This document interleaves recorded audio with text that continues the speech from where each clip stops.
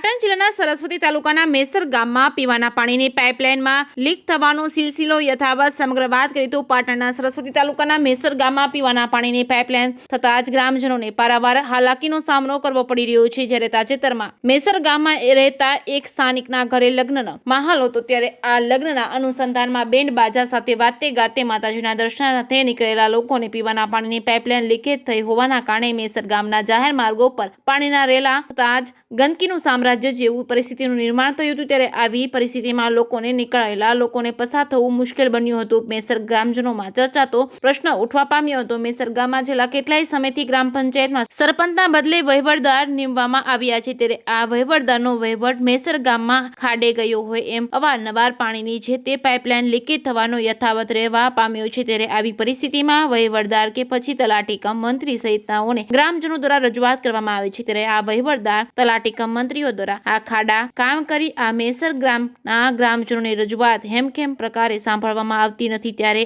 આવા જવાબદાર લોકોની લાપરવાહીના પાપે મેસર ગ્રામજનોને મુશ્કેલી અને હાલાકીનો સામનો કરવો પડી રહ્યો છે. જેકેએસ ન્યૂઝ ગુજરાતી સાથે પ્રવીણ પંચાલ, મેસર. પાણી કેટલા દિવસ લીકેજ છે? લગભગ 6 મહિના. કોઈ રિપેરિંગ કરાવતું નહીં? ના આવતા નથી, કોઈ બમણો નથી આવતો નહીં. આવે તો બરાબર ચાલ્યા જાય છે. તો આ જાણકારી તો નહીં આવે. હવે તલાટીને જાણ કરી? જાણ બે વખત કરી. હા, તો કોઈ ધ્યાન હમ કરવા આવતું નહીં ને? કોઈ આવે નહીં, ભાઈ વરસાદ આવે નથી તો તલાટી આવે નહીં. આજે આ વરઘોડો તો વરઘોડાને તકલીફ પડી છે.